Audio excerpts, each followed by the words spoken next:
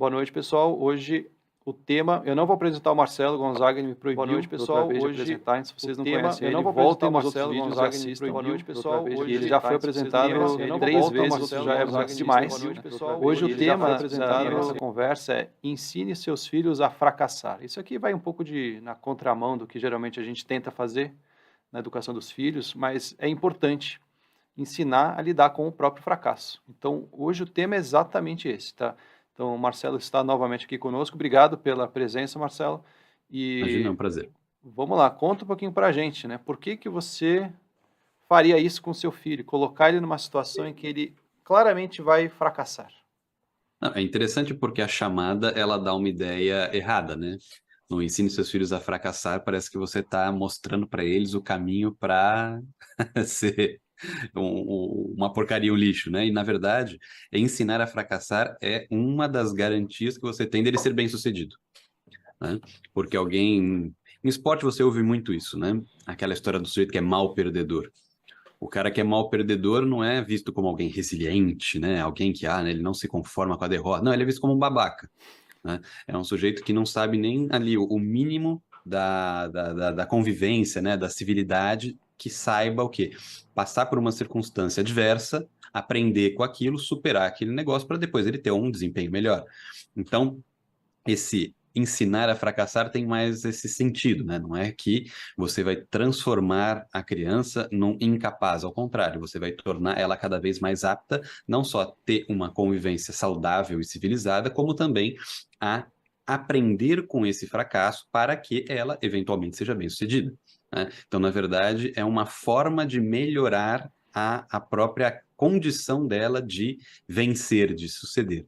Então, nesse sentido, é importante o ensinar a fracassar. Agora, para quem quiser ensinar, né, de fato, a tomar tapa na cabeça a vida toda também, eu tenho 1000 técnicas para fazer isso, não posso, né, deixar de colocar essa possibilidade. Vai do gosto do freguês.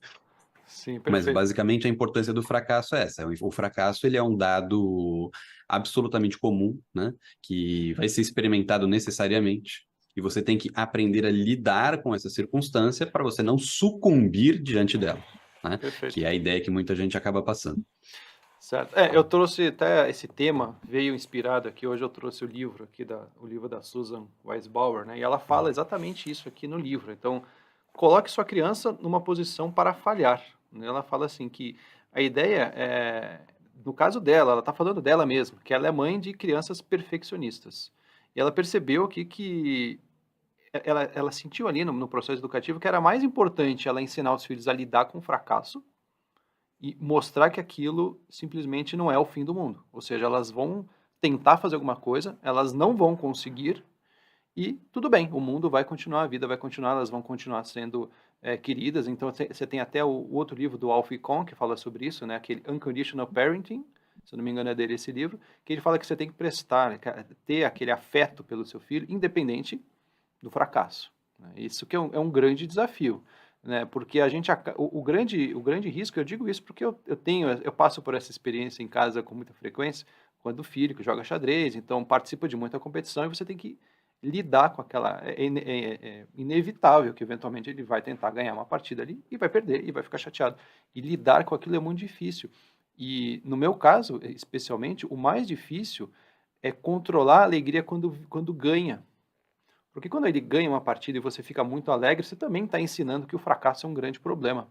Esse é um dos grandes desafios, pelo menos assim no meu caso, né? Porque comemorar, você tem que comemorar de uma forma controlada, para não parecer que, ó, o dia que você não ganhar e não fizer essa comemoração, aquilo acaba sendo meio que uma punição, um castigo, né? Um comportamento indesejado. Sim. A criança, poxa, eu vou tentar ganhar aqui, meu pai vai ficar feliz se eu ganhar. E se eu não ganhar, ele vai ficar triste. Então, acaba sendo uma maneira de mostrar que o fracasso é sim um problema. Como é que você, que você acha dessa situação? É um tipo de chantagem emocional, né? A criança percebe, né? Quando você fica feliz com uma coisa e triste com a outra, ela se sente um pouco pressionada nesse sentido, né? Sim, Se eu não fizer, né? Se eu não tiver um bom desempenho. E aí tem o problema inverso, né? Se você fica impassível no sucesso, né? A pessoa não tem nenhum estímulo de fazer aquilo. Se a Exatamente. pessoa, se meu pai, por exemplo, né, que ele quer. Os filhos normalmente têm essa vontade, né? Não só a vitória por eles próprios, deles se dedicarem a uma atividade, daquilo dá sucesso, né? E eles ficam felizes com aquilo. Eles também, obviamente, querem fazer aquilo de uma forma que agrade as pessoas que eles admiram, que estão próximas, aquela coisa toda, né? Aí ele vai, se esforça, e aí, né, mostra, olha, fiz isso, fiz aquilo, e aí o pai, a mãe, né, vira e fala, tudo bem, né? Tanto faz. Te amo de qualquer Exatamente. jeito. Ele fala, bom, então eu prefiro não fazer, porque foi um esforço desgraçado para eu conseguir ter esse resultado. Se você me ama de qualquer jeito, eu prefiro ficar aqui parado, né? Sim, Então, sim. essa dinâmica é Tem algum difícil. filme infantil, que eu não lembro qual é, que aquele, acho que era meu malvado favorito, não era esse? Hum, Que o menino ele faz o foguete, a mãe faz, aí ele faz o mais isso. negócio, tipo, não dá bola nenhuma, ou seja, a mãe nunca fica feliz com as conquistas da É esse mesmo. criança. Então, Ele faz, inclusive, um foguete funcional quando ele tem, tipo, 10 anos. O foguete voa, ela... É isso mesmo. então, essa é difícil de fazer esse equilíbrio, né, de comemorar a vitória de maneira desmedida também é uma Uhum, forma de condenar o fracasso, né, quando a pessoa não sim. consegue aquilo que ela tá É, buscando, né. no final das contas, acaba sendo até aquelas exigências estoicas, né? Moderação no fracasso, moderação na vitória, fazer as coisas com moderação, né? Isso faz algum sentido, porque quando a gente é tomado ali, apaixonado pela coisa, isso traz as suas consequências negativas junto, né? Você fica muito efusivo. A gente tinha até falado da questão da dopamina nas outras lives, né? Essa questão. Sim. Se você dá grande efusividade ali no momento de vitória, você também cria uma situação que você vai condicionar a perseguição daquele fim, né? Então só vale a pena quando todo mundo fica eufórico. Isso não é necessariamente verdade, muito pelo contrário, né? As emoções, isso a gente pode até verificar, as emoções mais profundamente sentidas, elas normalmente não têm grande efusividade, né? Elas são muito sentidas, mas elas têm a sua, vamos dizer assim, a sua descrição, né? Uhum, uhum. Que é a diferença Tanto entre a que alegria e a felicidade, né, nesse caso. perfeito, perfeito. Então, a criança não tem como ela medir essas coisas, né? Ela não teve nem experiência de vida e nem teve essas emoções todas para fazer essa comparação e perceber, ah, não, isso daqui é uma coisa realmente mais profunda, isso aqui é um negócio mais superficial, que é uma coisa mais festiva, etc. Então, ela vai medindo, a princípio, por aquela exposição externa do sentimento, né? Então, ela vê que causa um grande estardalhaço, aquilo para ela causa um grande impacto. Ela fala, isso aqui é o que eu tenho que perseguir, isso aqui é o que eu tenho que buscar.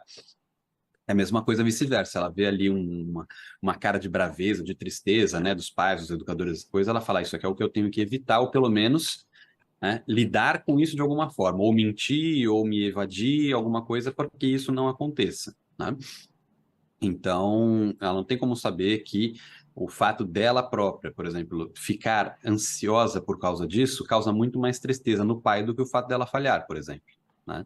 Então, você mesmo, pai, eu também sei perfeitamente. Ver o filho fazer um negócio errado ali, que você deu orientação, alguma coisa nesse sentido, você pode ficar bravo, brigar, chamar atenção para que ele se corrija, mas quando você vê que essa correção causou nele tristeza, é muito pior.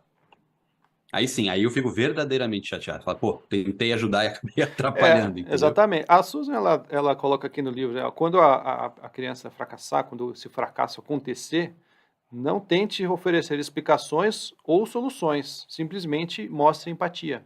Uhum, Ela diz isso aqui. Então, por exemplo, sugestão, exemplo que ela dá aqui. Parece horrível, a sensação é muito ruim quando alguma coisa errada acontece, não é mesmo? Ela fala dessa maneira com a criança. Ou seja, uhum, participar da dor dela e não causar uma dor adicional, né? É claro que isso é muito sim. fácil falar, né? É, E aí eu tenho a minha. Eu teria que pegar a base teórica, né? Porque faz tempo que eu estudei esse negócio para deixar mais claro aqui. Mas a própria forma, aí eu vou fazer a diferenciação, do pai lidar e da mãe lidar são um pouco diferentes, né? Então, por exemplo, esse relato da Susan é interessante, especialmente pelo fato dela ser mulher. Por quê? Por conta das características próprias da mulher e da mãe nesse sentido, os filhos têm uma expectativa mais, vamos dizer assim, mais fácil de empatia por parte da mãe do que da parte do pai, né? A mãe tem aquele símbolo, né, por conta de todas as circunstâncias, ela que acolheu, né, que gerou a criança durante aquele tempo todo, ela é vista como aquela que sempre vai abraçar, que vai entender, né, que vai ter esse movimento de empatia. sim, Então, a mãe, ela é a, vamos dizer assim, a, é a empática por excelência. Enquanto o pai, ele já tem essa visão mais externa, mais rija, mais fixa, ele é o símbolo do limite, tá? Então, essa ideia também é importante trabalhar. Isso, por isso que a atuação conjunta do casal é importante na criação dos filhos que dê um resultado saudável, né? Porque eles trabalhando em conjunto, um não invade, inclusive, o terreno simbólico do outro. Porque o terreno simbólico pode parecer besteira para quem é muito cético, muito, né, cheio desses cientificismos, mas para a criança, toda a percepção da realidade para ela é praticamente simbólica, né? A nossa também é, mas não vou entrar nesse mérito agora. Então, é mais fácil para ele lidar com os sentimentos que estão relacionados com as impressões simbólicas que ele tem do que você inverter isso e fazer de uma outra forma, né? A criança fica muito mais sentida da mãe chamando atenção do que do pai chamando atenção, por exemplo. É verdade. Porque ela tem aquela expectativa do acolhimento da mãe. A mãe é aquela que vai me amar em todas as circunstâncias, isso para ela significa o quê? Vai sempre me entender, Uhum. né? Romper com O isso pai daí é, é dramático, né? sim, A criança não receber o apoio emocional da mãe é muito diferente de receber do pai, né? Isso é exato. Tanto que perfeito, quando interessante. a criança ela vê que há uma certa, vamos dizer assim, indiferença do pai, o que que ela faz? Ela tenta se provar, né? Vou provar que eu tenho valor. Fica quase como um modelo de competição. Vou mostrar que ele está errado, no certo sentido, né? Com a mãe Uhum. não acontece isso dessa forma. Entra num processo de depressão, então não vale nada, né? É muito Entendi. diferente essa percepção. A Interessante. mesma coisa que todo mundo fica falando, você é pai, não é amigo, que é uma coisa que normalmente aparece depois, né, nessas tentativas de melhorar a educação, né? O pai tem que saber o papel dele, de ensinar, etc. A gente está muito naquela questão do amiguinho, que é justamente o não ensinar a fracassar, né? Uhum. Que está sempre ali sem dar o apoio que a pessoa precisa naquele momento. Também é o pai que não sabe ajudar a indicar o caminho. Óbvio, tem mil jeitos de fazer isso, não estou dizendo que tem que ser um jeito assim ou assado, mas ele é visto como aquele que desbrava, aquele que está à frente, né? Aquele que aplana o caminho. Uhum. Então, isso também gera na criança essa expectativa e, naturalmente, essa mágoa. Ele não sabe direcionar, não sabe ajudar a vencer uma determinada dificuldade, né? Sim. Agora, aproveitando até aquele fluxo de desenvolvimento da personalidade que a gente tinha até mencionado, né, das camadas da personalidade, Sim. o ensinar a fracassar é importante porque senão você vai ficar para sempre preso em camadas muito básicas da personalidade, né?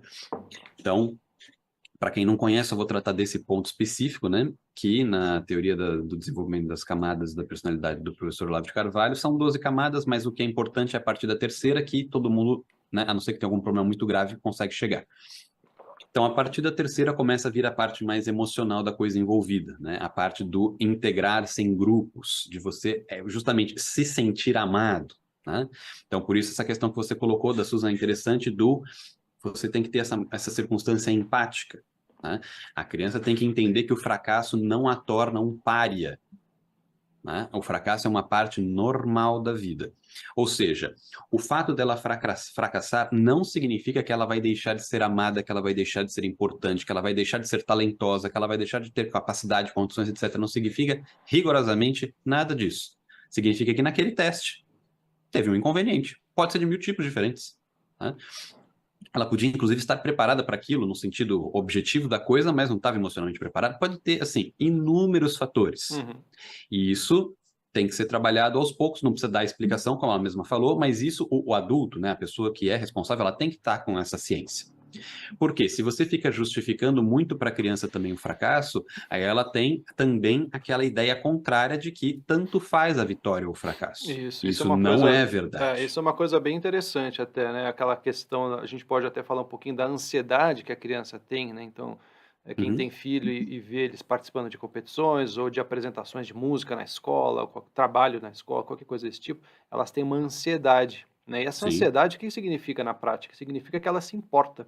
sim, sim, Então, perfeito. se você não está ansioso, ou você assumiu, ou não percebeu que está ansioso, porque a ansiedade ela se manifesta de várias maneiras, às vezes dá uma dor de barriga, você fica um pouco cansado, às vezes dá um friozinho na barriga, às vezes dá menos apetite, de alguma maneira vai aparecer e aquilo significa que você se importa com o resultado. Se você Sim. simplesmente não fica ansioso de forma alguma, quer dizer que tanto faz. E esse tanto faz não significa que você aprendeu a lidar com o fracasso, significa que você não se importa Isso. em fracassar. São coisas bem diferentes. Que se você coloca o seu filho numa competição, numa apresentação e ele simplesmente perde e tanto faz, vai em seguida lá, pega o celular, dane-se ao que aconteceu, ele não está lidando com o fracasso, ele está indiferente e é coisas Uhum. bem diferentes, né?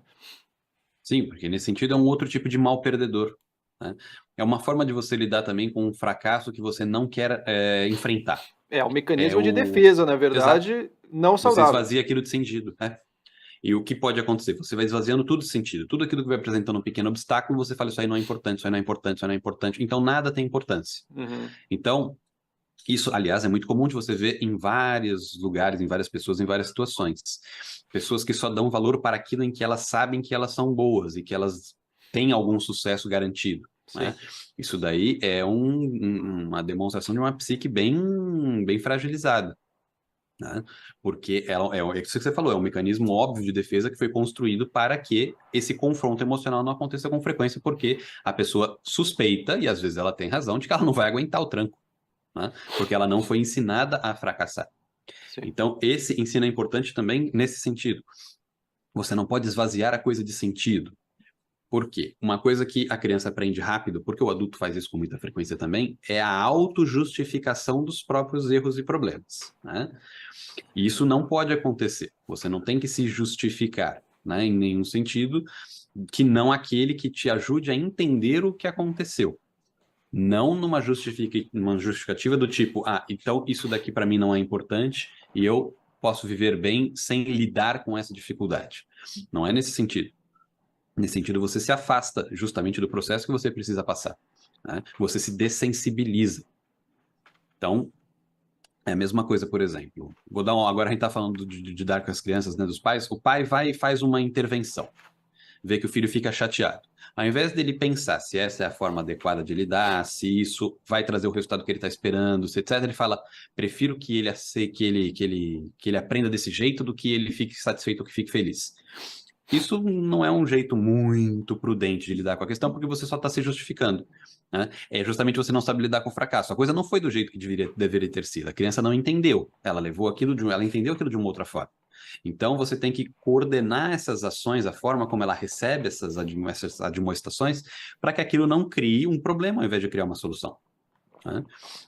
Então, por isso que, aí voltando na questão da Suzy, o trabalho em conjunto é importante. A parte do abraçar e acolher e a parte do ensinar, que normalmente não acontecem ao mesmo tempo, tá? Você precisa primeiro esperar que ela fique estável para depois você mostrar qual é o caminho certo a seguir, tá?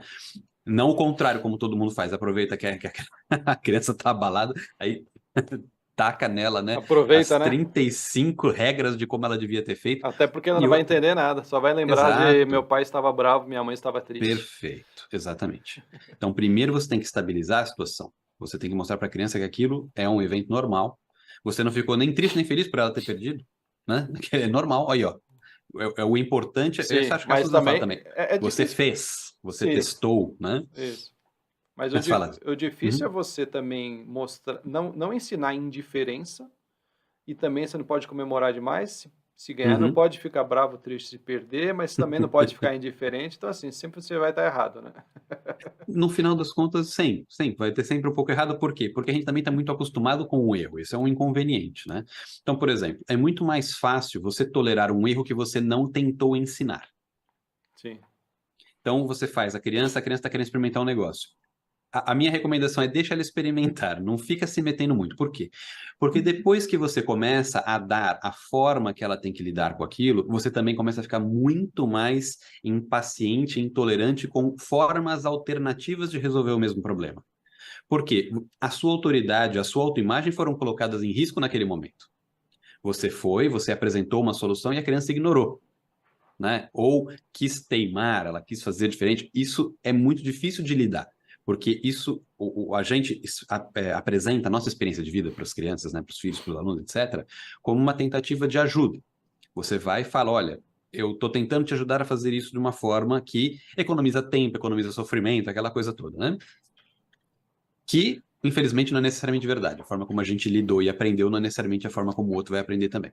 Mas, de qualquer maneira, ela escuta aquilo e ela resolve fazer diferente. Aí você fala, bom, eu fui, né? Eu dei um pedaço da minha vida ali para a pessoa aprender, para ela não, e ela só jogou fora. Sim, Então, é muito mais difícil de lidar quando isso acontece. Então, isso já é uma recomendação nessa questão do fracasso. O fracasso também vale para nós nesse sentido, né? com Como a certeza. gente lida com o fracasso, lidando com eles muitas vezes. Então, quando a gente interfere no processo, aquele processo é um pouco nosso também.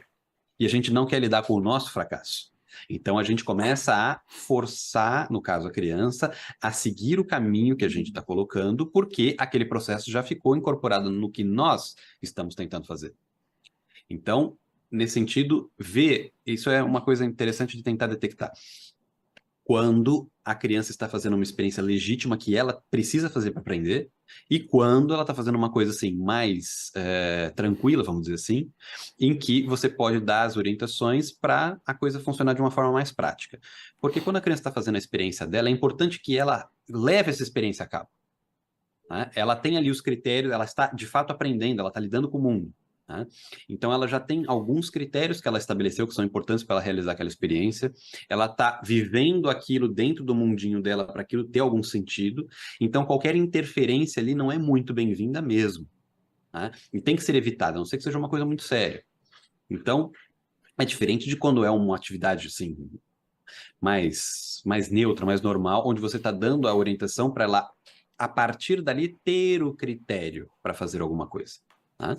Então, tudo isso tem que ser detectado, óbvio, né? Não é para ninguém ficar neurótico, senão também não ajuda, mas prestar um pouco mais de atenção em qual é o tipo de atividade que a criança está fazendo e qual é o resultado esperado daquilo. E perceber como ela está lidando com aquela experiência. Isso é importante para você dar uma orientação que seja mais bem recebida, né? Isso, Que sim. a criança de fato tenha aquilo como um aprendizado e que quem está ajudando não se aborreça no meio do caminho, né? Porque muitas vezes a sensação é de que você está sendo desrespeitado. Aí a coisa fica muito mais difícil de ser digerida por parte do adulto nesse caso, né? Então, evitar esse tipo de situação, justamente tentando dar à criança a oportunidade dela própria fazer as experiências, e aí, se chega no resultado que ela projetou ou não, você está lá para ajudá-la, para recebê-la, para acolhê-la e depois para orientá-la. Isso sim, isso dá à criança essa percepção, não só do fracasso em si, né, mas de que todo esse processo é um processo que é natural, é saudável e ela pode contar com você quando ela precisar. Uhum, Isso é importante para a criança, saber com quem ela sim. pode contar. Perfeito. Uma coisa interessante em competição, né, de novo, né, eu passo por muito por isso, é assim, existe também a vitória ruim e existe Sim. a derrota boa. Então você tem a derrota ruim, a vitória boa, né, digamos, aquela que ele perdeu porque ele realmente não tinha condição de ganhar, que ele ganhou porque ele mereceu, mas também tem aquele que ele ganhou sem merecer, que ele perdeu sem ter culpa. Sim. Então, essa coisa é muito interessante também saber alinhar a expectativa perante qualquer atividade. Então, por exemplo, a Uhum. criança, no meu caso, meu filho joga xadrez, começou a jogar xadrez, tem 3 meses que está jogando xadrez, vou colocar ele num campeonato muito grande. É natural que vá mal, mas a gente pode Uhum. ali buscar naquela derrota elementos positivos. Por exemplo, em comparação com o que você aprendeu, ou então para a primeira experiência, o que deu para aprender. Então, uma coisa que eu faço bastante é, depois de cada evento, é um balanço emocional e um balanço prático. Então, assim, Uhum. você tem, digamos, a parte teórica, pô, o que você não soube fazer ali naquela atividade e você pode melhorar para a próxima. Vamos fazer um inventário aqui, uma lista, né?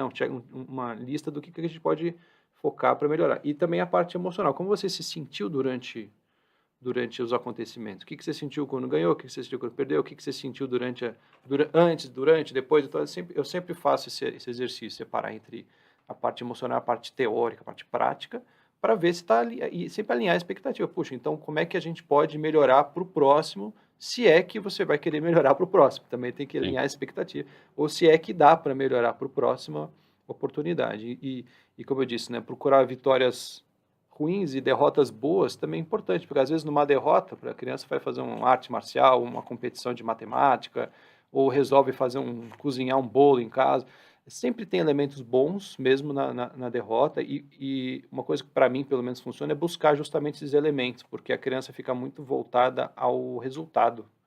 Eu ganhei, eu perdi, deu certo, deu errado. Elas são binárias nesse sentido, tipo, deu certo, deu errado, mas tem sempre algo ali no meio para ser explorado, e eu acho que é bem interessante fazer isso. Que tem a ver também com o que a Suzy colocou aqui da empatia, né? Mostre empatia, mostre que, puxa, não foi só isso que aconteceu, né? Eu não vou te considerar só pela vitória e pela derrota. Que tem também um pouco a ver com algumas coisas que você falou em outras lives, da criança querer fazer parte do mundo adulto.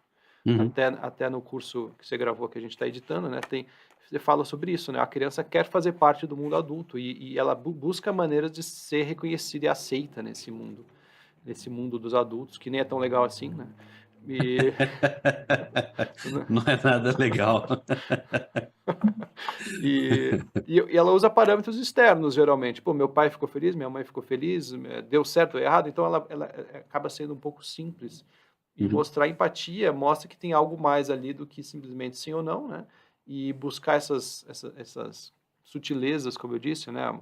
Coisa boa na derrota, e às vezes uma coisa ruim na vitória, às vezes ganha, mas fazendo alguma malícia ali no meio, que você pode usar aquilo para ensinar alguma coisa, enfim. Uhum. Ou às vezes ganhou porque o adversário fez algum erro que não tinha como você ganhar, né? Não é que você ganhou, outro que perdeu, né? Tem Sim. eu uso esse conceito bastante, né? Você não ganhou, outro que perdeu. Então, Não, mas isso é importante, porque isso depende, inclusive, também da forma como a criança lida com a experiência. Né? Crianças diferentes, né? Pessoas diferentes, não precisa nem ser criança, elas lidam diferente com a mesma experiência, supostamente, né? é Então, verdade. algumas lidam melhor com a derrota do que com a vitória. Né? Com a derrota, elas falam, ah, tá, isso é o que eu preciso para vencer, porque ela tá focada na vitória. Quando ela vence, ela fica, né? Parece que tá bêbada, né? Tá drogada naquele sentimento da vitória, ou seja, ela não lida bem com a vitória, com a derrota ela lida bem. Então, como é a forma de você lidar com isso? É aquela história que o pessoal fala, você tem que ser o seu competidor, né? Você tem que competir com você mesmo. Por quê? Não tem como você se vencer sem se derrotar todos os dias, né? É, Então você faz ela ficar na posição do perdedor contínuo, ou seja, amanhã eu vou ganhar do meu de ontem, né? A outra não, a outra lida bem com a vitória que ela fala, eu quero manter esse sentimento, mas ela entende que não é ela não fica embevecida com a coisa, ela só quer manter ali a posição, ou seja, ela tem medo da derrota. Então você tem que trabalhar isso, ela não, é o ensinar a fracassar, né? Você não pode deixar que ela haja com medo das coisas, porque no dia que ela for derrotada, a vida dela acaba. Mas ela não tem o problema com vencer em si, ela é uma boa vencedora nesse sentido, ela lida bem. Tá? Mas voltar um pouquinho, que você tratou um monte de coisas que eu achei importantes, né? Voltando um pouco. Nós vivemos num mundo adultocêntrico, né? Com as suas vantagens e desvantagens. sim. Né? Então, é interessante a gente pensar que a vida ela começa como uma preparação. Você vai aprendendo as coisas, vai sendo educado, ela vai num crescendo e você se prepara para realizar uma coisa, um projeto, o que seja. E aí, quando você está adulto, você está como se fosse no auge da vida, que é onde você realiza aquilo que você se preparou a vida toda, e depois você tem uma decadência normal que leva depois a queda, né? Depois a pessoa fica velha, tem todas essas coisas, eventualmente ela morre. É uma forma de entender a vida, mas não é a única e nem é completa. Por quê? Porque se a gente vai enxergar a vida dessa forma, parece que se a pessoa não segue esse traçado todo, a vida dela é um fracasso absoluto, né? É como se a vida dela não tivesse tido sentido. Isso não existe. Toda vida faz sentido. A questão é que você pode não ter conseguido realizar o projeto que você se dedicou. Isso é uma coisa. O teu projeto, num sentido, falhou, mas a tua vida não é inútil. Né? Porque senão a gente vai falar, todas as pessoas que, por algum motivo, por uma tragédia, etc., morrem enquanto são jovens, etc., não, a vida delas não serviu para nada. Muito pelo contrário, a vida delas é importante. Né? Então, mas a criança não tem essa percepção. Porque o adulto tem esse péssimo hábito de mostrar que só as coisas dele valem, né? Só as coisas dele são importantes, a vida dele, que é a vida central. E a criança, ela fica dependente dessa ideia, né? Dessa imagem que é criada. Então, as brincadeiras costumam mais ou menos ser uma antecipação do que ele espera da vida adulta. Então ele também tem um pouco essa expectativa do vou me projetar para quando eu estiver naquela posição, né? Agora, e aí vem essas várias, o adulto também, ele percebe que tem altos e baixos, ele percebe que o adulto também está lidando com vitórias e fracassos diariamente, né? Chega mais cansado, chega mais abatido, como ele lida com essa circunstância, isso também é importante, né? A criança perceber que o adulto também tem as suas dificuldades, né? Senão ele é filho do eterno campeão, né? Ele tem essa imagem também, e isso é uma sombra para ele. Né? Eu não Isso. posso perder porque meu pai não perde nunca, nunca viu meu Isso, pai perder, inclusive, minha mãe perder, etc. é um problema recorrente em filhos de grandes atletas ou grandes Sim, personalidades. Você pega sim, grandes músicos, grandes atletas, os filhos têm essa sensação de, puxa, é impossível superar o meu pai, né? Ou sim. superar minha Ele mãe. vive na sombra, Ele vive né? na sombra. Ah, quem que é aquele lá? Ele é o filho de fulano, ele não tem nem nome, né? Sim, é o filho de alguém, sim. Isso é um problema bem importante. num certo sentido, isso é um pouco inevitável, É, né? E aí vem essa história de saber lidar com o fracasso, mas o fracasso nesse sentido como uma parte natural da vida. Você pode superar, mas não é uma obrigação num certo sentido. Isso tem a ver com um sentimento importante, que é um sentimento que todo mundo devia ter e o pessoal mais ou menos esquece, né? Esconde. Uma coisa é a dignidade do seu nome, né? O seu nome, da sua família, da sua linhagem, né? Eu sou filho de um grande músico, que seja, né? As pessoas têm uma expectativa errada, pensando que eu tenho que ser um bom músico também, mas a expectativa, ela tem um fundo de verdade. Por algum motivo que seja, a tua família, o teu nome, eles foram elevados a um patamar. É importante você não fazer nada que é indigno desse nome, claro. né? Então, por exemplo, ele é um grande estudioso. Aí ficou com esse nome. Aí o filho dele despreza as letras, né? Porque ele nunca seria tão grande quanto o pai. Não, isso está errado. Você não precisa ser um grande erudito porque o seu pai foi um grande erudito. Mas você não pode jogar como se fosse o trabalho dele todo no lixo só para você se preservar, né, emocionalmente. Isso está errado. Foi uma condição errada em algum momento e a criança não soube aprender a lidar com essa pressão. Mas não quer dizer que o fato de você não seguir o mesmo caminho que você está abandonando. É uma questão de respeito e dignidade que tem que ser mantida. Isso, então, tem um sentimento importante que tem que ser preservado, mas não do jeito, né, superficial e besta que todo mundo acaba pensando. Nesse caso, a gente está usando o exemplo do pai ou da mãe, né, que é muito bem sucedido em alguma coisa, digamos, um atleta de elite, né, e o Sim, filho fica à sombra, sim. né, e existe também, né, aquela situação, né, em que acontece o contrário, o pai ou a mãe não é bem sucedido em alguma coisa e projeta no filho a necessidade dele fazer Ah, aquilo que ele sim. não conseguiu. Esse é outro problema. Que é um problema que eu diria até mais comum, né? Porque, enfim, a gente Sim. tem menos Vitórias atletas, do que a gente tem fracasso. muito mais atleta de, assim, amador, não bem Sim, sucedido, do que atletas de elite, justamente como elite. Você tem alguns ali perfeito. que são, de fato, dignos de ser considerado o hall da fama ali, digamos. O restante tem esse risco de projetar no filho essa necessidade que ele ganhe. Então, Uhum, isso também é uma coisa, voltando a falar um pouquinho de mim, que eu sempre me preocupo muito, porque meu filho joga xadrez, eu também jogo. Ele joga muito melhor que eu, já joguei na minha vida. uhum, Mas sempre fica aquela questão, será que ele está jogando porque ele sabe que eu gosto, ou será que ele está jogando porque ele gosta? Então, essa uhum. reflexão eu faço de tempos em tempos, né? Porque é importante, porque você está projetando na criança e está colocando mais Sim, pressão. Você está lógico, botando sem ele dúvida. para trabalhar para você. E a criança, você pode me confirmar a camada, não é 5, 6, a 4 ainda, acho que é a 4, né? Que ele necessita dessa aprovação dos pais Quatro. Uhum, para se sentir aceita, né? sim, E no caso de ter um atleta de elite na família e o filho não consegue superar, isso já é uma dificuldade em outra camada, né? Que sim. ele não consegue se colocar, provar o próprio valor Isso. para ele mesmo, né? É um, Então, a 4 e 5 tem um problema que acaba, né? Elas ficam ali meio oscilantes, sim, e nesse tipo de dificuldade elas aparecem com mais frequência, porque a 4 é essa necessidade de aceitação, né? Então, se o. Enquanto a 5 é a de prova de vitória, né? Ele reconhece o próprio valor, né? Então, uma é a aceitação a despeito do valor, por isso que ela vem antes, né? A pessoa primeiro precisa ser amada para depois ela querer fazer outra coisa, não é o certo, contrário, sim, né? Por isso que é uma camada prévia, ela é anterior à próxima, apesar disso ser uma tautologia. Agora, o que acontece?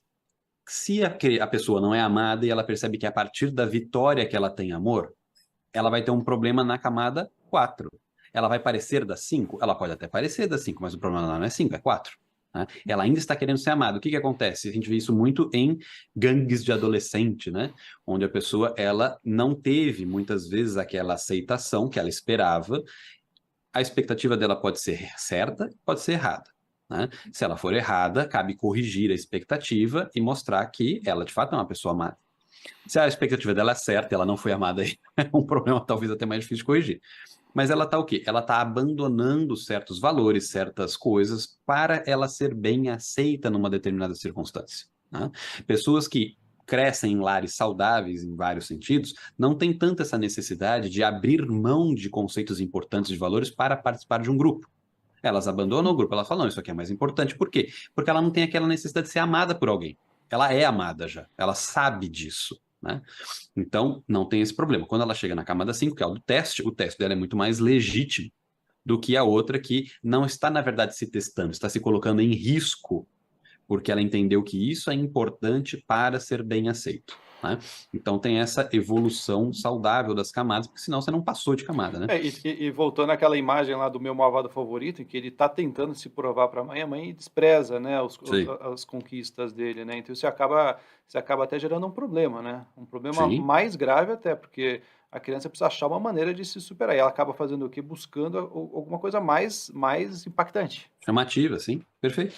Tanto que no próprio filme, ele é mal porque ele tem uma série de circunstâncias. Depois que ele adota as meninas lá, E ele percebe que ele não precisa ser mal. Ele fala, isso aqui é muito mais importante do que eu estava fazendo antes. sim, Aí ele amadureceu de fato. é que claro Né? que é um desenho, uma brincadeira, mas assim, o que Lógico. acontece naquele caso, a gente pode pegar como exemplo, o que ele estava buscando? Ele estava buscando uma aceitação pelo aquilo que ele estava fazendo.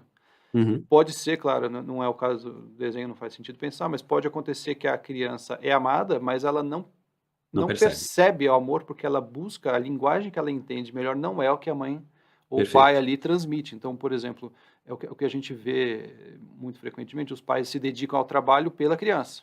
Às vezes Uhum. trabalham até mais para poder dar uma condição melhor para a criança. A criança não Sim. entende aquilo como amor, né? Sim, porque amor para ela é Inclusive, presença muitas é vezes. presença. Por isso é que até no jogo dos hábitos lá que eu criei, tem um dos hábitos era demonstrar amor diretamente, ou seja, dando um Uhum. abraço, dando um Sim, acolhimento direto, porque não necessariamente a criança entende, né, essa demonstração de afeto da maneira como a criança gostaria que fosse. Então, perfeito. eu acho que os consultórios de psicologia estão cheios disso. Meu pai não me amava, minha mãe não me amava, ele amava de uma maneira que você não entendia, muito Sim. provavelmente. Então, isso tem muito a ver com essa. Não sei se eu saí do tema ou não, acho que mais ou Não, menos, né? não, não, Um mas pouquinho. tudo está relacionado por quê? Porque essa percepção da vitória e do fracasso não é só na atividade em si.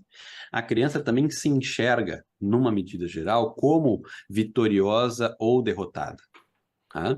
Que é uma percepção que tem que ser identificada e trabalhada adequadamente, porque se no final das contas, às vezes é por objetos externos. Ela faz um teste, ela faz uma prova, ela participa de um campeonato e ali ela é derrotada, ela pode introjetar aquilo e falar, eu não ganho nada nunca, eu sou uma porcaria. Tá? Mas às vezes ela não precisa disso. Às vezes, a despeito dela ser vitoriosa, ela não tem o resultado que ela esperava. Vamos supor que é esse de ter sido bem amado, etc. Eu fui tal coisa. Mas isso é insuficiente. Enquanto você não for campeão da galáxia, né, você ainda não vai ser suficientemente vitorioso para mim. Ou seja, a criança é a mais vitoriosa de todas, mas ela se enxerga como derrotada. Tá? Então tem que ver justamente como esse fracasso ele está aparecendo na vida para ele ser um objeto de crescimento e não de estancamento, de trauma. Né? Sim. Então, você tinha falado que tinha saído do tema, agora eu esqueci onde que eu ia fazer o gancho. Bom, então eu vou sair mais Mas do tema. fica à vontade. Eu Até. lembrei de uma outra coisa agora. Não, então fala você. Manda bala. Que você estava falando das vitórias boas, das vitórias ruins e das derrotas boas, né? Sim, sim. O que é interessante também ajudar a criança a perceber e ensinar nesse sentido? Que a vida é cheia dessas. Tem vitórias boas, vitórias ruins, derrotas boas e derrotas ruins. Se a gente fica numa perspectiva muito cartesiana de interpretação da vida, que é a vitória é boa e a derrota é ruim, ou aquela outra história do inverter, né? Não, vitória não é importante, o importante é a derrota, porque é na derrota que você aprende. Gente, calma, a coisa não é preto no branco fácil assim, né?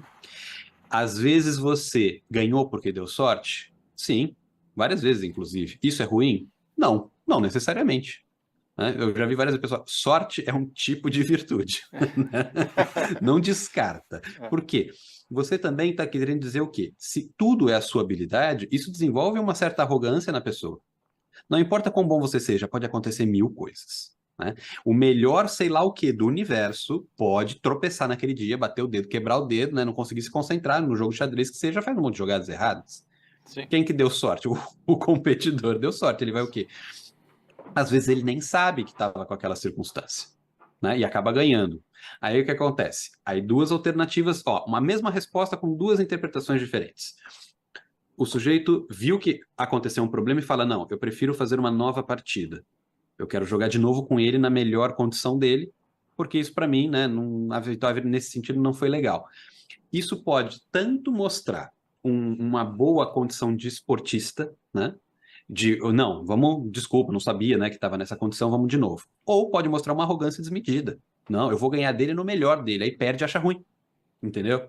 Eu dei uma chance para ele, porque ele não estava mal. Aí agora que ele estava bem, ele vai e me humilha, né? Ganhou de mim, ele nem para me dar uma chance, para que coisa ridícula. Então não desse você a chance desde o Já primeiro saiu lugar, entendeu? do âmbito da competição e tá em Perfeito. mesa, tá no jogo outra coisa ali, né? Não é mais a Porque é competição. muito difícil a gente deixar tudo de lado.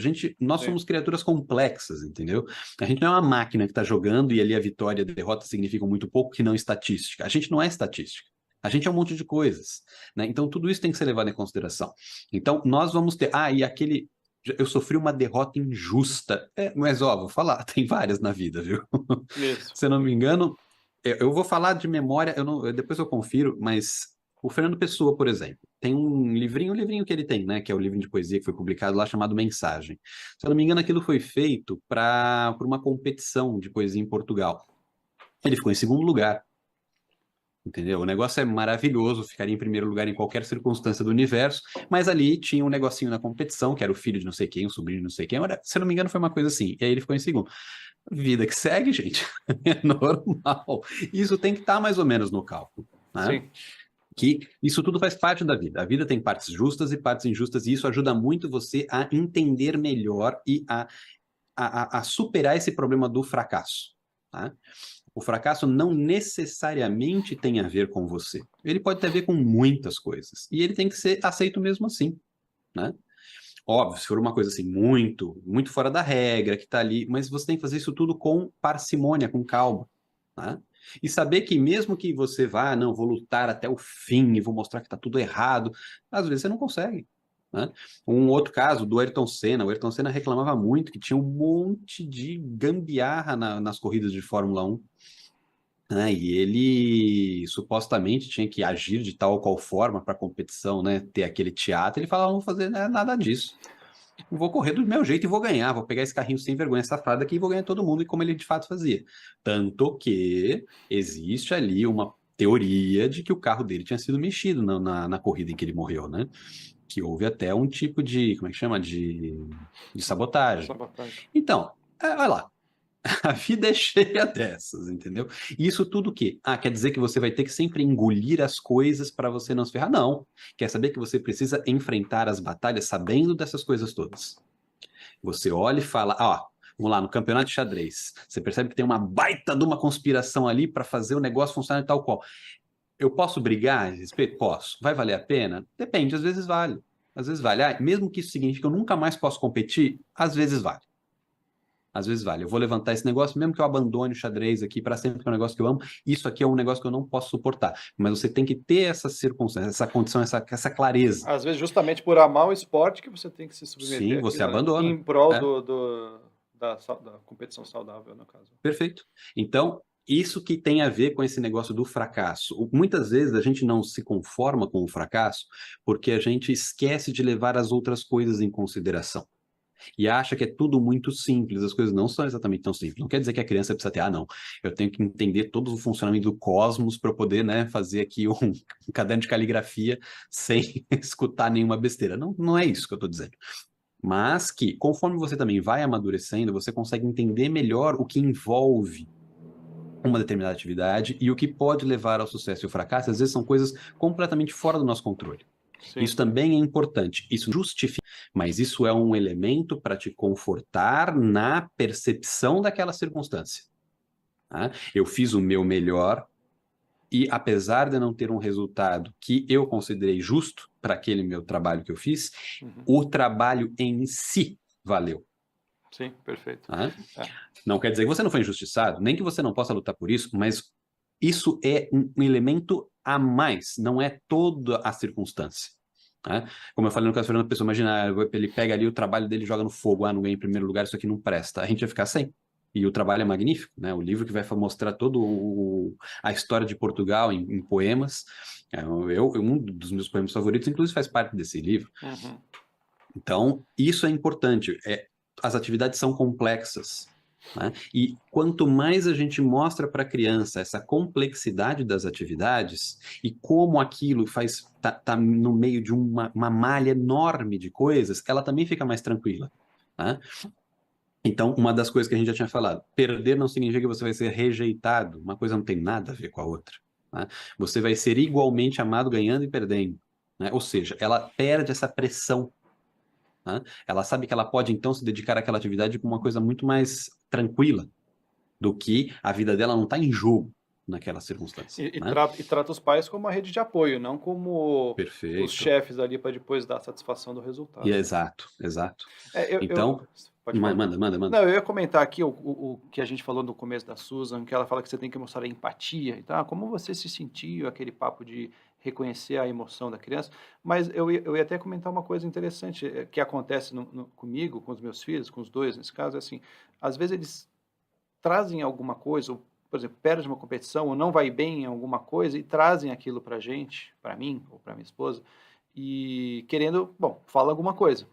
E se você simplesmente elogia, não, o importante é participar, não, você foi bem, não, tudo Uhum. bem, é assim mesmo, não dá para ganhar tudo. Às vezes a criança fica enfurecida com aquilo, porque ela fala assim, não, eu quero que você me dê um feedback de verdade. Sim, E às vezes eu falo, ó, você perdeu, você não conseguiu fazer isso porque você não prestou atenção, porque você foi mal, porque você não se dedicou, porque você não se preparou. E apesar de parecer duro aquilo, não momento, como você falou, o pai, ele é mais, digamos, adequado para dar esse feedback, né, desde uhum. que seja comedido com amor ali, Lógico, não é um esculacho, né? sim, Mas às vezes a criança, os meus filhos vêm até mim buscando justamente esse feedback. Não, você não foi sim, bem por causa disso. Ou você precisa melhorar tal coisa. E às vezes é exatamente aquilo que eles querem. Eles sentem a empatia quando você não só reconheceu a emoção deles, mas reconheceu e está ajudando eles a evoluir. sim, Porque o fracasso, porque qual que é o grande lance o lance do fracasso? Se você aprende a lidar com o fracasso, você consegue também traçar o caminho para a vitória depois, para o sucesso. perfeito, Se perfeito. você fracassa, seu filho perde uma coisa ali, vai mal, vai fazer um bolo e queima o bolo. E você, ah, não, ficou ótimo, finge que está tudo bem, o seu desenho está lindo. Minha família ficava horrorizada, que meus filhos faziam um desenho, o que você achou, pai? Eu achei feio. Não só achei feio, não só achei feio, como eu achei pior que o anterior. Aí, opa, peraí. Então, muitas vezes eu faço essas críticas. Não, você não. Dou às vezes uma bronca ali, não porque não ganhou, mas porque eu sei que poderia ter feito mais, porque eu já vi fazendo melhor. Então, Uhum. aí eu diria que essa questão da empatia que a Susan fala não pode ser confundido com manipulação ou mentira, Sim, porque condescendência, a sim. criança percebe. Se você, a criança vai mal, ela sabe que ela não estava num dia bom, ela cometeu um erro ali, não foi bem, não conseguiu fazer aquilo que ela queria, foi mal na prova de matemática, sendo que ela estudou bastante. Não, tudo bem. Isso, na minha opinião, enfurece ainda mais a criança. Não é uma empatia verdadeira, é uma empatia falsa. Sim, ó que interessante. A criança, por isso que eu falei da questão do símbolo, de deixar ele sempre um pouco mais claro, porque isso facilita a vida da criança. É fácil de perceber o tipo de apoio que a criança precisa, porque ela recorre a pessoas diferentes, Sim.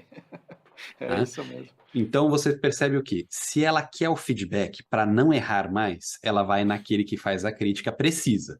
Não é a crítica à toa, né? Não é o sujeito que é indiferente que tudo é uma porcaria. Aí ela não vai nunca, e com razão, né? Mas aquele que mostra e aponta e fala, ó, o jeito certo de você fazer aqui é assim, assim, assado, para ter o resultado que você está esperando, né? Então, a criança, por exemplo, ela faz uma atividade, ela entende que ela se superou, ela quer mostrar que aquilo foi um passo dado, né?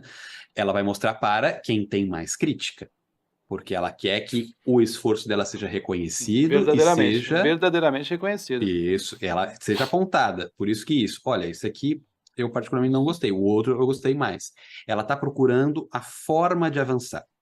Se ela está precisando do apoio emocional, ela não vai para o crítico, ela não é doida, né? A gente tem que parar de achar que a criança é besta, ela não é, a criança é bem esperta. Ela não é Exatamente. louca de ir para o crítico se ela está precisando do abraço, ela vai para quem abraça, entendeu? Sim, sim, Se esses papéis ficam mais claros, a vida da criança fica muito mais simples, tá? sim. Se há a mistura, né? Ou então uma mistura inconsciente, que é pior ainda, a criança não sabe a quem recorrer.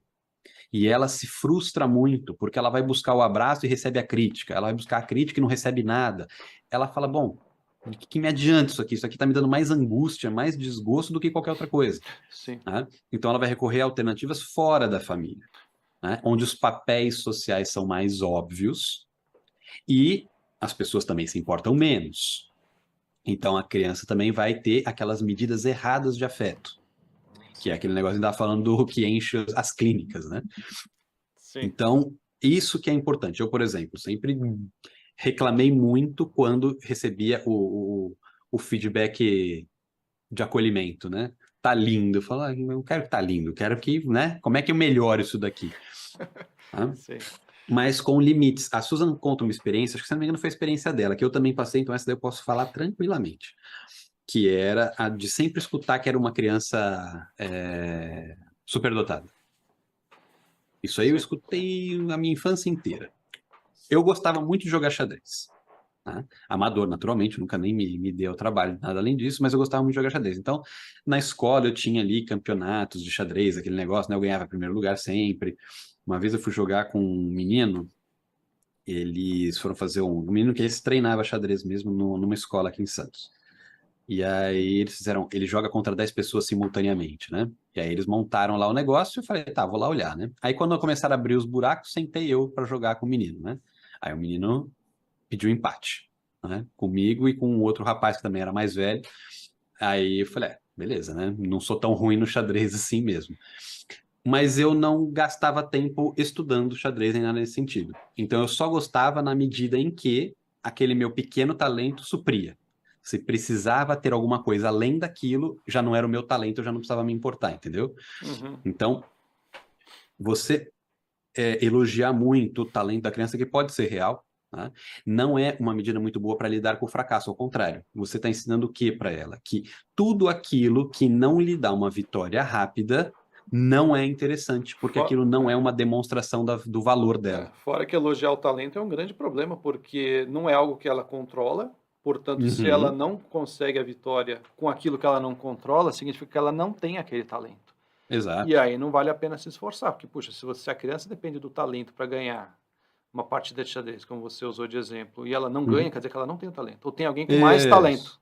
Então, por que E que ela daí vai ela o quê? estudar se o talento não dá para Sim. não dá para treinar o talento? Então, assim, é, Não uma, só ela também não joga, é um porque ela vai perigo. pôr a autoimagem dela em risco. Né? Exatamente. Eu já acho que eu sou bom e todo mundo concorda. Para que que eu vou provar para mim mesmo que eu sou ruim? Eu não sou louco, né? Para que que eu vou viver com a pecha de incapaz se eu posso aqui ficar mais ou menos bem com a de que eu sou superdotado? Então, isso é um problema.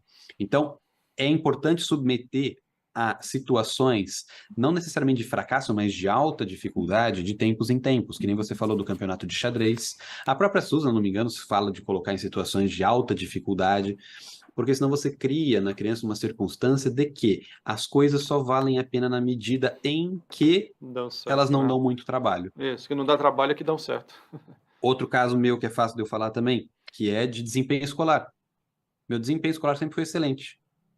Não era o melhor de todos, mas eu sempre ficava acima da média de todo mundo, sem me dar ao trabalho de abrir uma droga de um livro em casa. Uhum, uhum. Tá?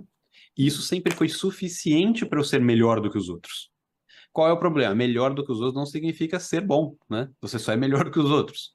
Então, quando a coisa foi começando a ficar um pouco mais difícil, que começava a exigir mais concentração, foi uma concentração que eu nunca treinei a vida toda. Então, aquilo era extremamente sofrido para mim. E outras pessoas que passaram por mais dificuldade, tiveram que ter um hábito muito mais, vamos dizer assim, regrado para treino, para aprender a lidar com o fracasso, etc., conseguiram fazer determinadas coisas com muito mais tranquilidade. Exatamente por isso que, de vez em quando eu estou em vários grupos de xadrez, o pessoal pergunta, QI alto, será que QI alto ajuda, né? Os grandes jogadores têm QI alto, e as pesquisas dizem que é o contrário, que não. Por Uhum, quê? O que que acontece, né? A explicação é relativamente simples, né? Pelo menos a hipótese de explicação é a seguinte, que a criança que tem um QI muito alto, ela entende muito rapidamente uhum, as regras e as operações básicas ali do jogo. Então elas se destacam muito rapidamente e sim, imediatamente assume aquele ar de uma criança superdotada, um talento, e elas ficam apoiadas no talento. O outro que tem o QI um pouco mais baixo, que é comum, né, uma média, enfim, então metade para cá, metade para lá, você uhum, tem a pessoa com QI mais baixo que elas querem muito, o que que elas fazem? Não estou nem aí que esse cara tem mais talento que eu vou lá e vou conseguir. e elas fazem o que? Elas se baseiam no esforço. Então, Uhum. o que acaba acontecendo? Claro, isso não é uma regra, é uma estatística, né? Mas quem tem QI alto acaba se destacando no início e depois entra para a média.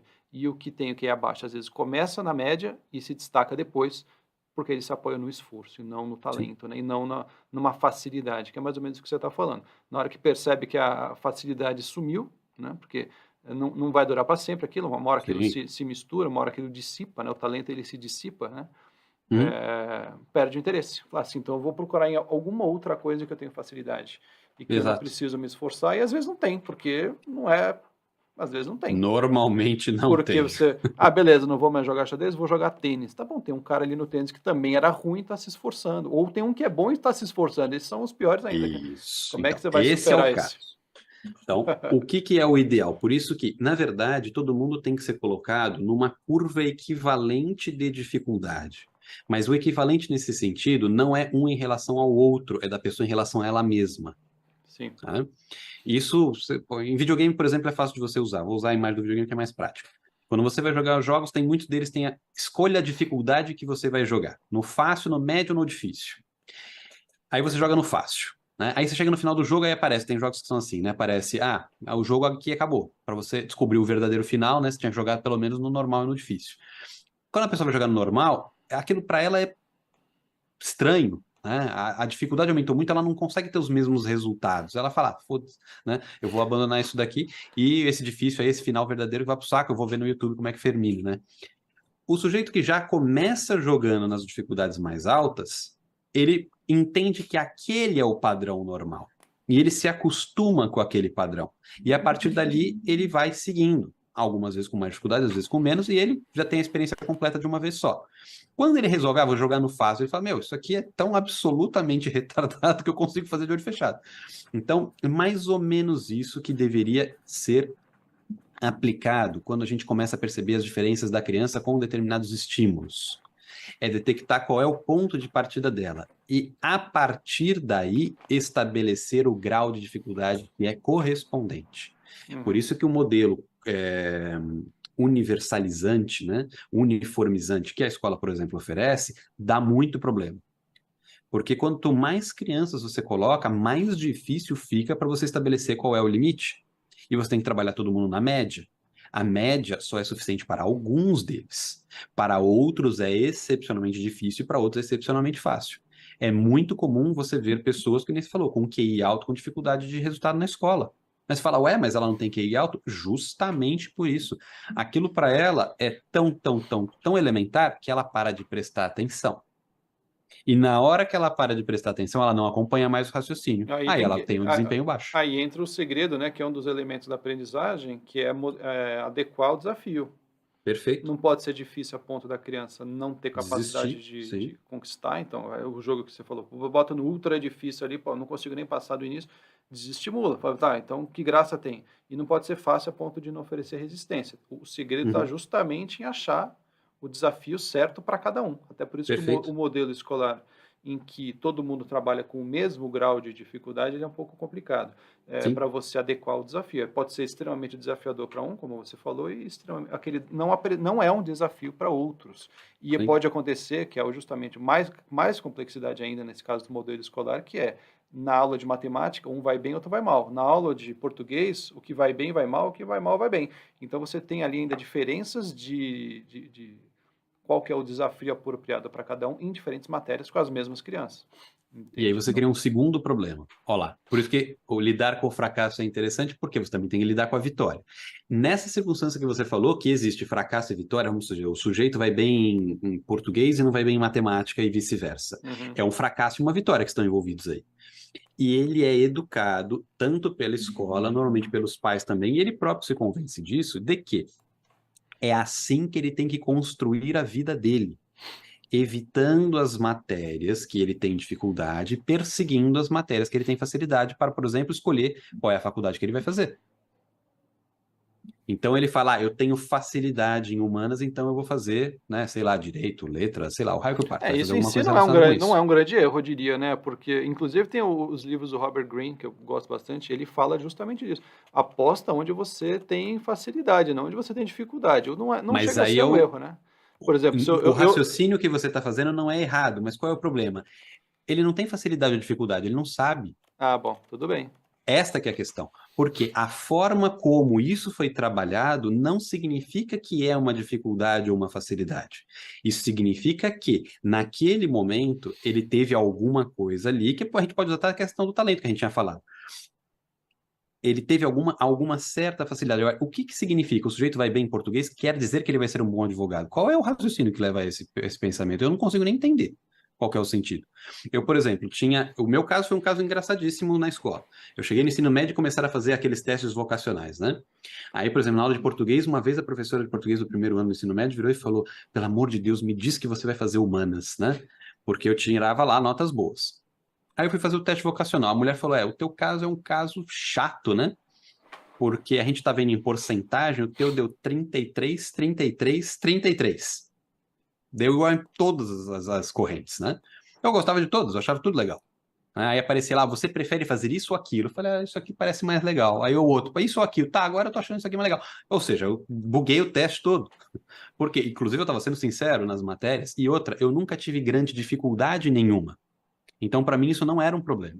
Eu não precisava escolher um ramo que eu seguiria baseado nas minhas dificuldades ou facilidades. Eu podia perseguir pelos meus interesses, que é Aí diferente. complicou o teste. Porque o teste. Compliquei o teste, porque o teste não foi feito para isso. Esse é o ponto que eu estou falando da facilidade e da dificuldade atrapalharem.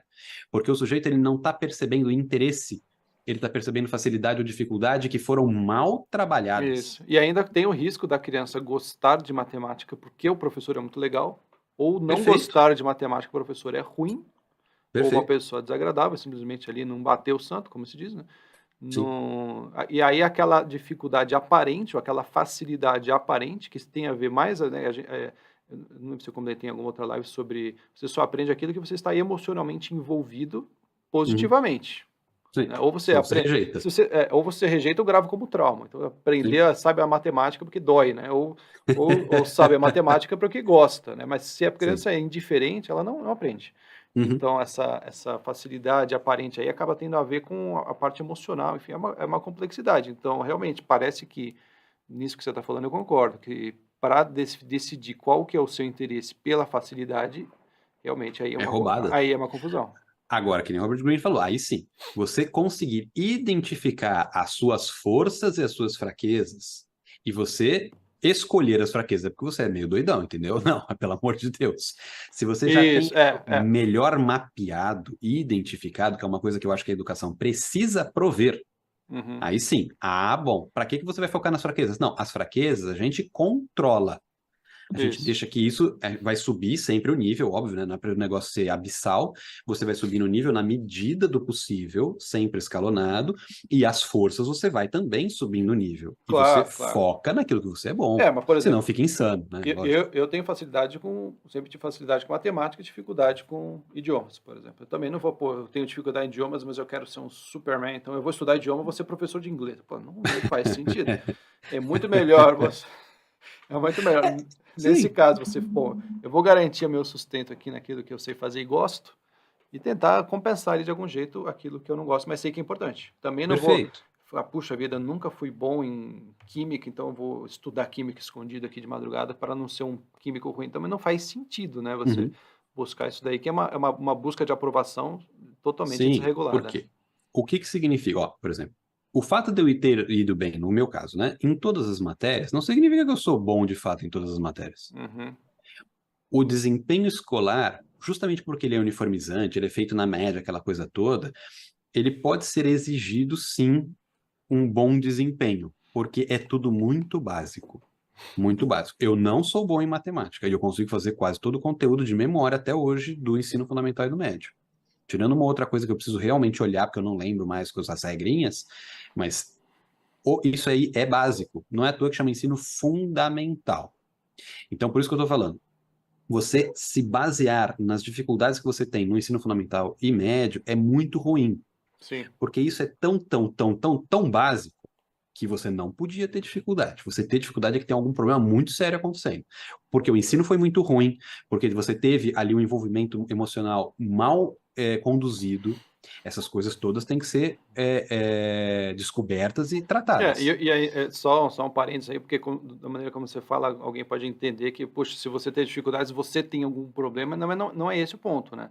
Eu Não, até, tá tudo errado, eu sim. até comentei numa gravação que eu fiz, que deve subir em breve aí no nosso perfil, que assim, eu já dei aula de matemática particular, e o que eu comentei, né, nessa ocasião foi que assim, eu nunca tive um aluno que eu falasse, esse cara é burro.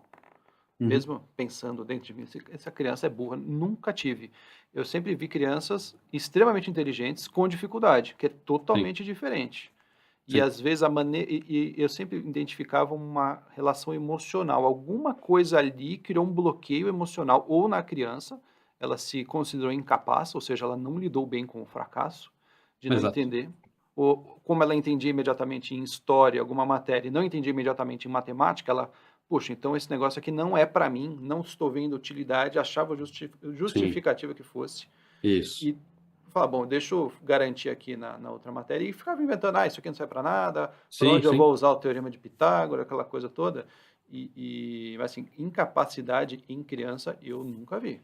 Eu nunca vi também. Eu já vi crianças com mais dificuldade e menos dificuldade, Mas daí né? é Já vi. adequação de ritmo. Sim, Você sim, adequa sim. o ritmo. E aí, ou problemas pregressos, né? Porque a base não tinha sido bem sedimentada, aquela coisa toda, né? Exatamente, ainda mais em matemática que Casos, elas são encadeadas, né? A isso, matéria um te ajuda a entender a 2. a dois e assim Isso. sucessivamente, Por isso sim. que Né? quando eu pegava um aluno de matemática, já fugi totalmente do assunto, mas assim, eu vou tentar fazer Não, um tem a ver, vínculo aqui. sim.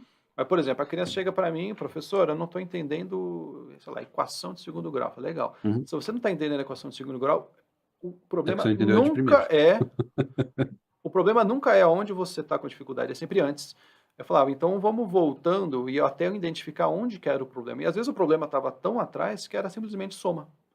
A Sim? criança não tinha capacidade de fazer soma, que são os fatos, né, os fatos ali matemáticos, de maneira ágil e automatizado.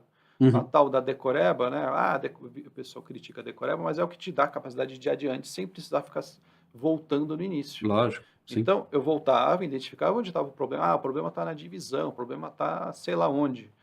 Eu resolvi aquilo e o problema lá na frente se resolvia automaticamente, praticamente automaticamente, porque o fracasso tinha sido antes, a criança não aprendeu a lidar com o fracasso, aqui vamos fazer Sim. um gancho, ninguém percebeu ou ninguém se importou que houve um fracasso ali que foi ignorado, então Uhum. vamos para frente.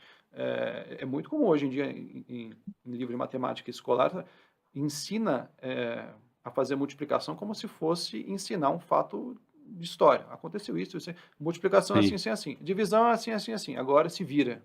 E aí você vai descobrir o problema lá na frente. Então, tem muito a ver com o ritmo. Sim. Mas Simplesmente com ritmo. Agora, acertar o ritmo.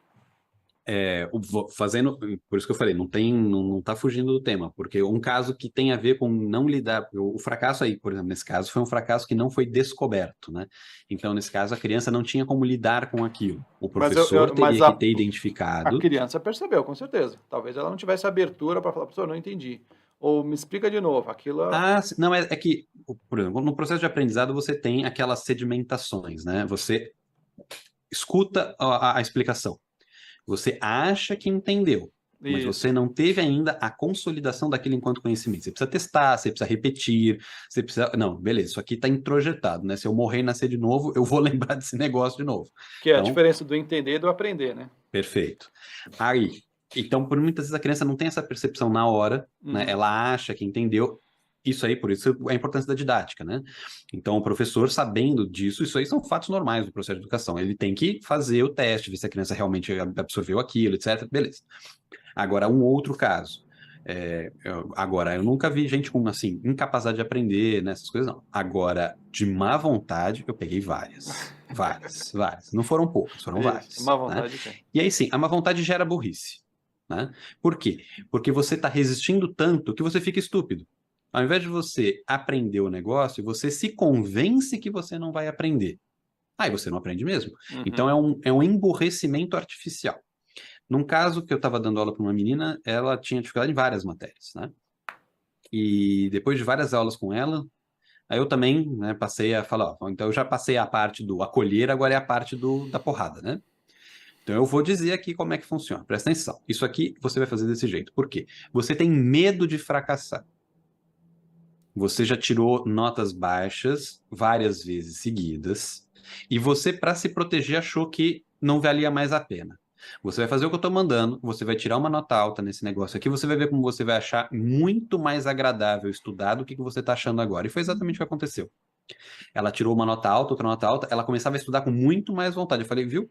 O problema não era na sua suposta dificuldade. Era você que se impedia de O aprender problema é porque o você não queria mindset. lidar com o É o fracasso. mindset aí que está com o problema. Sim? Porque o fracasso, quando acontece, eventualmente é fácil de você lidar. Uhum. Agora, quando você tem o hábito do fracasso, aí é muito mais difícil, né? Porque aquilo já vira parte da autoimagem. E ninguém vive bem, vive de forma saudável, pensando que é um fracassado, que vai ser um fracassado para sempre. Então, o que que você faz? Você evita aquilo que você acha que você não presta. Uhum. Normal. O que é mais saudável é ajustar a expectativa. Bom, se você não vai ser o campeão da competição, pelo menos você se contente em fazer uma boa participação, busca ali uma conduta esportiva legal. Lá, Mas o mais comum, então, vou eu não ali para. compito É, mais. exatamente, né? Não Até por compito isso que mais. Só que às vezes você não pode não competir, né? Na isso, vida você não pode abandonar. isso. Até a gente vê assim, de pessoas que participam e constantemente não obtêm sucesso. Puxa, mas tudo bem, talvez a noção de sucesso também seja diferente. Sim, Né? lógico. Pô, tá ali se superando, tá ali participando, tá curtindo mais a participação do que o resultado, ou se contenta em um resultado X, enfim, isso é muito interessante também. Né?